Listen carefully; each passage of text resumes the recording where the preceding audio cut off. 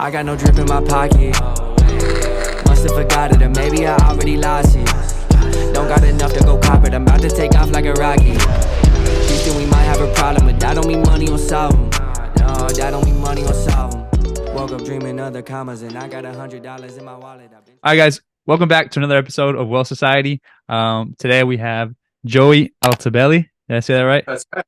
Yeah. Perfect. Thanks for being here, brother. Thanks for coming on and agreeing to come on. So let's get right into it. First question is, why did you get into video? How did you get into this world? So I got into video. I've been into video pretty much my whole life. I started making videos when I was younger, like skate and surf videos. I'm in Southern California, so I grew up surfing and skating and mountain biking, motocross, all the action sports, right? Yeah. And so yeah, it was kind of like I always sort of had a camera. My dad had like an old VHS camera when we were young, and like I was always making videos. And then I ended up buying like this really rinky-dink old like Sony camcorder. I still remember it. It was like this red. It recorded onto like mini VHS, so like before mini DV, you know. And yeah, so I never really thought of myself as a filmmaker, especially back then, like early 2000s. Like 1999 was like kind of when I remember like picking up a camera and going like, I'm gonna make a video. And I ended up making a video for a church film festival, and it was just me and my friends. Like we were doing like parkour stuff, like before parkour was parkour, like just jumping gaps and like flipping off houses and stuff. And that video got second place, and it kind of like bummed me out because we didn't get first, and it motivated me to like, okay, I want to like do better. So like for the next year, I pretty much had a camera on me all the time, like filming us surfing, filming us skating, going and filming my friends doing motocross. And then, yeah, I took all that footage, and this was, you know, back before I even had access to like any editing software or anything, but it was just like two VHS recorders, like two VCRs, and was just like stop, pause, play, record, you know, like cutting it, like very rudimentary, doing like titles in Microsoft Word and like filming my screen, and like adding that in, you know, before and after. You went through the struggle. Yeah, man. I was in it early, and like, about like I graduated high school and went to college to I got into during that like high school process, I got into like doing graphics and making websites, and so I ended up going to college for media and animation, and then I continued to like grow my love for video, but it was more on just like a passion end of it. And this was like, you know, early 2000s. The cameras started to get better. We got on mini DV, but I still didn't really have like an interface to like bring it into the computer and edit. And so, yeah, I did about a year of college. That was like 2002, 2003. And then like a little beginning of 2004. And then I ended up getting like a job offer, like my dream job at a company called Hurley. It's a clothing company. I'm sure you've heard of it. Yeah. I wear their shirts. Yeah. Yeah. So I was young, kind of right out of high school. But I knew enough about web and design that they were like down to hire me to do they didn't have anybody running their website. They had like an agency build the website, and then nobody knew how to use it. Yeah. And so I was working at a surf shop then, and Hurley was like one of the main brands in the surf shop. And so Bob Hurley, who's the owner of Hurley, he and I like had a pretty good relationship. He gave me his email address, And I was just like constantly sending him design work. And it was junk, right? Like it was, high school kid stuff, but he was stoked that I was even doing it. And then eventually they had like a job opening, and I went in and I just told them like, hey, I'm the guy. You got to hire me. And they ended up hiring me. And so for the next couple years I worked there, and that's when I really like started to gravitate towards video even more. They had a lot of equipment, and they already had like videographers and stuff that were, going out and shooting the surfers and skaters. And so I had like this access now to like good editing stuff, good cameras, and that I could kind of use whenever I wanted. So I started like learning more about, how to actually film and how to create content. But my main focus was still web. So it was like everything I was doing was like, how do we get this to, onto the website? Or how do we push this out to more people? And this is like pre kind of or early YouTube days, right? So yeah, it was way back. Yeah, man. So it was like I still have a couple things up on YouTube. Like I remember when I first found YouTube, and we were just throwing things up to see if it worked. And so I fell in love with video then, and motion graphics then. In about 2007, 8, I ended up leaving Hurley and starting my own creative agency. But Hurley was my main client, so I didn't really leave. I was just like, I was a branch of Hurley, but I was on my own.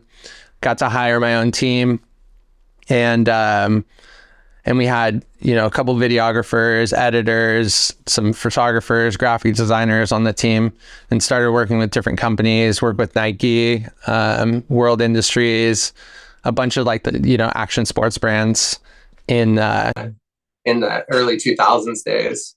And then I kind of burnt out on design. This was my first burnout.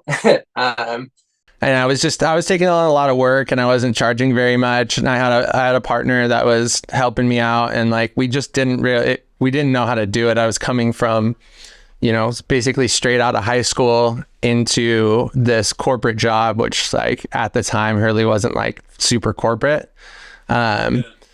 But it was corporate enough for me to like understand the processes and like understand all the stuff within that. Right. And so, leaving that, got burnout, decided like, I'm going to take a break from design. Thought I wanted to be a firefighter, and went and got like my EMT license, and ended up falling in love with fitness, and went and started my own CrossFit gym in 2011. And then that's actually where kind of video and like the use of video for business to me like clicked. We were just every day putting up, and this was like YouTube, like we weren't doing short forms yet. Like Instagram didn't even have video yet. So it was just like Facebook and YouTube, and we were just posting our workouts, posting clients, successes and wins and their lifts and stuff like that, and grew like a pretty big following really quickly, just by using video. Like every day we were posting video. And so from there, in like 2013, we kind of became like the biggest gym in the city. Ended up like we were winning a bunch of competitions as a gym, recording all of those, making cool little like episodes and short films out of like those events and stuff. Yeah. And this was like early CrossFit. So like, and that's CrossFit Games. Yeah.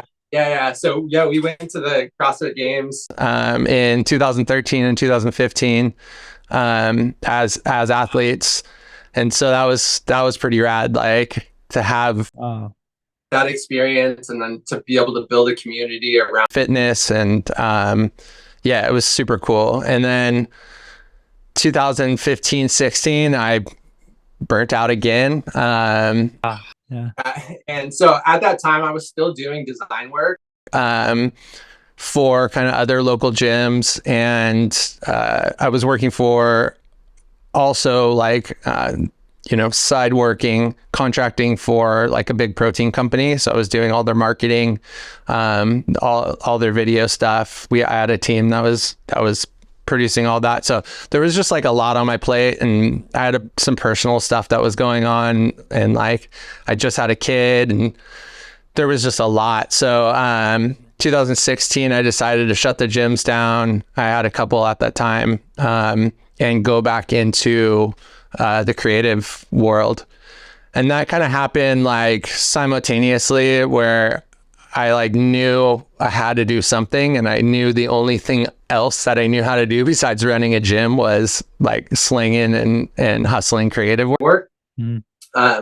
So there wasn't too much downtime in terms of like, trying to find myself and all that. So I jumped right back into it, started like a little freelance company that was doing websites, short videos for local businesses. But I really didn't have a niche. And like, I think even back then, like niching down wasn't like even really a thing. Oh, yeah.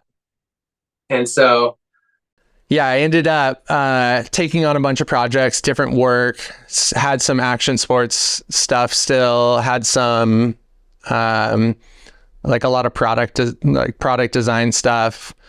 And then I got introduced to actually a company that I was working with back when I was doing CrossFit. They were starting a new brand, and they wanted me to kind of be the creative director of the brand. And so I took over the creative of that. And then that's when I really focused. This was 2019 is when I like really saw like, okay, video is next. I was watching a lot of YouTube videos, getting super inspired by like all the influencers and stuff.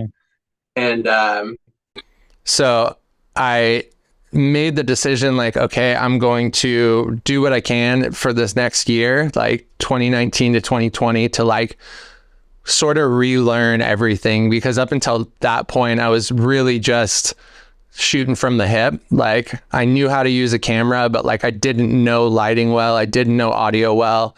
So just spent, basically a full year, like reteaching myself how to do all that.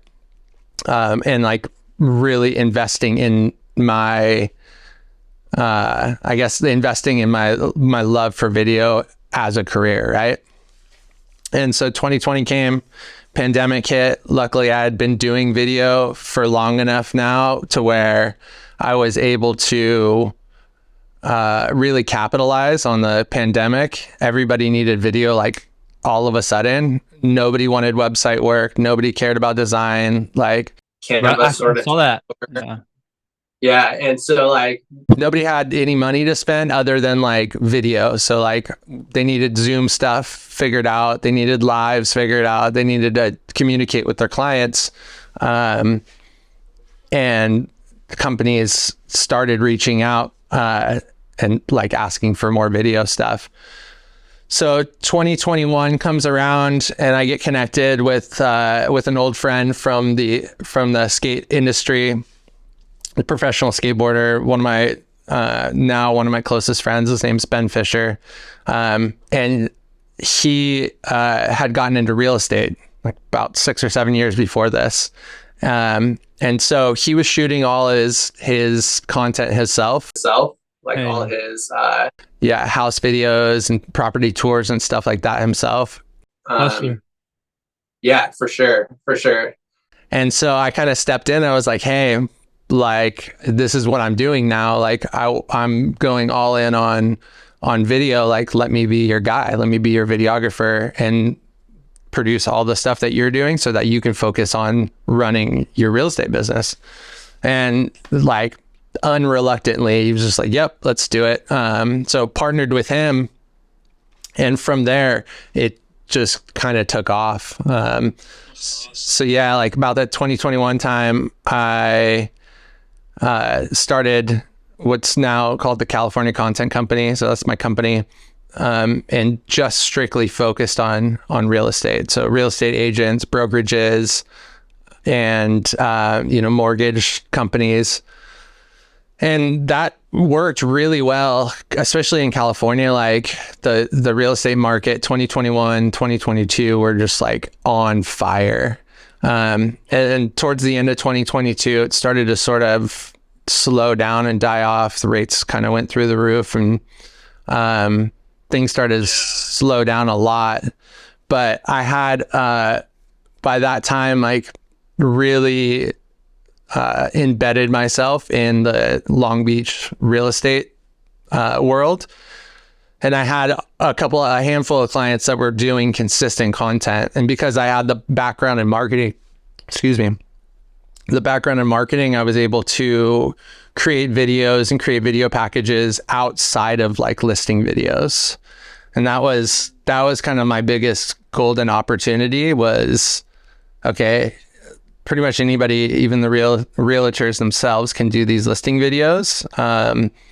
But I'm going to not only do that, but I'm going to help them with their marketing and be more strategic with them and create videos that brought them clients instead of just showed what they had available, right?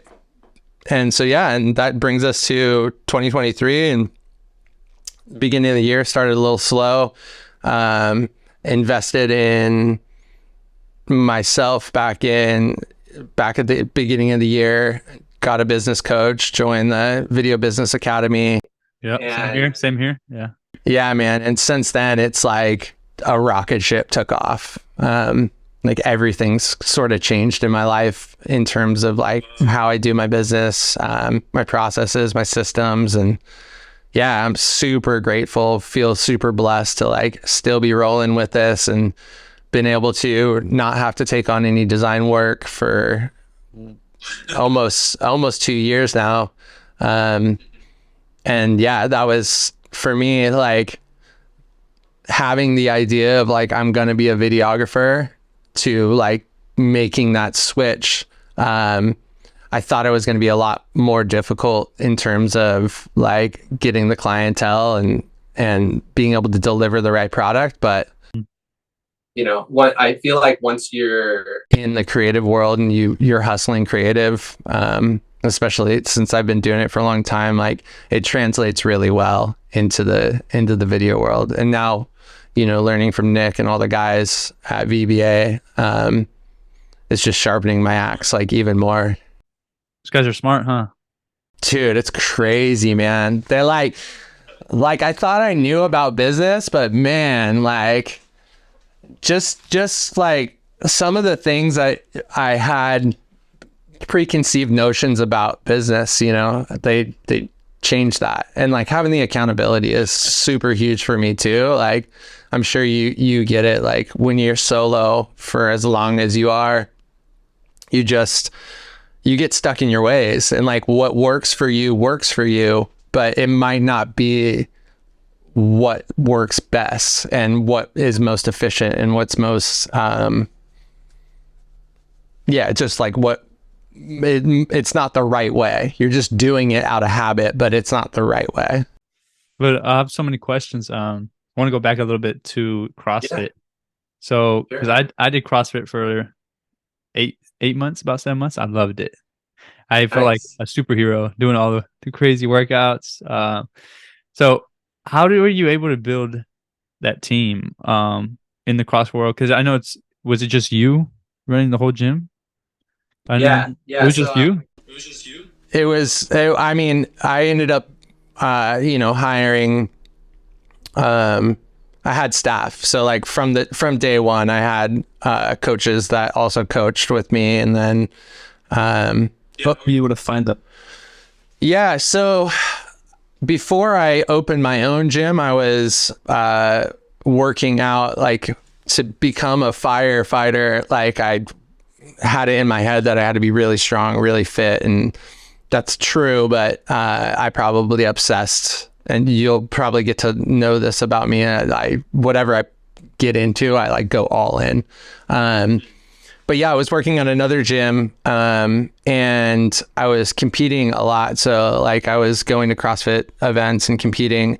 So I made a network for myself, like before I had even decided to open the gym.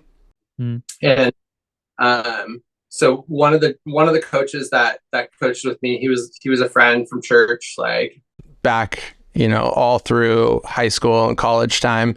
And like, he was my guy. I was like, you're going to come with me and, do this with me. And so he was stoked.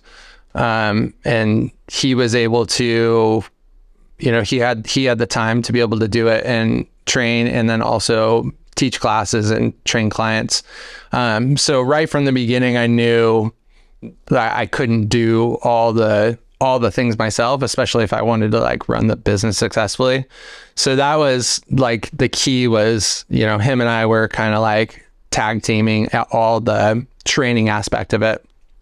And honestly, a lot of it came from the videos. So like him and I would record our workouts every day, record each other competing against each other and post it.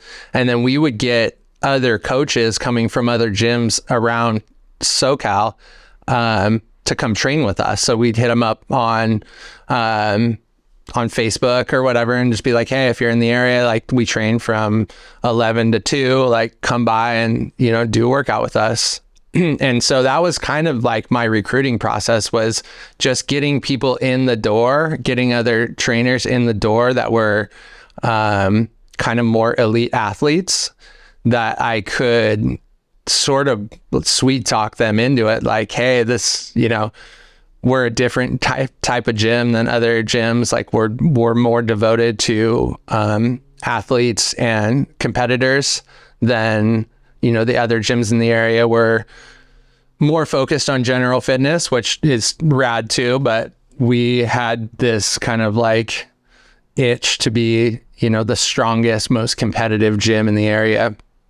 And I think that really worked out for us in the end, or at least at the beginning, to like get people to come in that were also willing to throw down hard and heavy workouts and be recorded. And then that sort of cyclical marketing just sort of worked out. And I don't know if at the time, like I had that in my mind. I knew that I wanted to use video to grow the business, but I didn't really realize that was going to become like the most powerful recruiting tool for coaches, but also really good for bringing in new clients.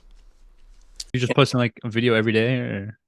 At least a video every day. So like we would always post our coaches workout, and we'd set up the camera, and usually like at the beginning it was just like iPhone. Like I'd set up the iPhone in the corner, and then we'd do it, and I'd do like a little lower thirds saying what the workout was. I'd introduce the workout and like have the personality behind it. That wasn't just like here's us working out. Like there was a little bit more to it. And then one of our members who started, he went to school for film, and he was willing to work out, or willing to trade videos for free gym access. So like free classes and to come work out with us. So he ended up being like a really, really important part of the business. And he ended up working with me as well on the creative aspect for the protein company that we were also working for. And yeah, so that kind of upped our production value a lot. Like we went from crappy iPhone videos of just us throwing around weight to like full storylines, color corrected, microphones, like all of that. And that's where I really saw, like, I kind of just watched what he was doing in terms of like setting up the camera and like getting the different shots and putting it together. And he would edit at the gym on his laptop too, and that was when I was like, okay, like the higher production equals higher views equals higher retention rate with the current clients, and then also shareability. So the current clients would also get more videos, and then they would share it, and then that would bring in new clients. And that was really cool. Like seeing all that work firsthand, really made me, really made me realize like, okay, the power of video marketing is like so much bigger than what people are using it for currently. And especially like in the CrossFit world, like everybody was posting their videos, like I'm sure you remember, but not everybody was like creating a full story around it and then showcasing the culture within the gym. And so that made a big impact on the business. And how are you able to learn like talking to people and bringing them in? You just learned that as time went by? Like, were you just a natural networker? Yeah, I think the networking part, like, because I had a background in marketing and like working at Hurley, the web department was within the marketing department. So like we had, professional surfers, athletes, celebrities coming into the marketing department every day. Like anybody who was sponsored by Hurley were like coming in, getting free clothes, and we would like take them out to lunch and stuff like that. So I figured out kind of like how to communicate with people on that sort of level. Like I would say there. And then just naturally being able to, like, I was so passionate about CrossFit that if you had a conversation with me, like there was no doubt that you were going to get some of that passion. And so I think that the passion that I had, that all of our members had, so like it's a top-down trickle, right? Like the passion of the owner spreads to the passion of the coaches, and the passion of the coaches spreads to the passion of the athletes and the members.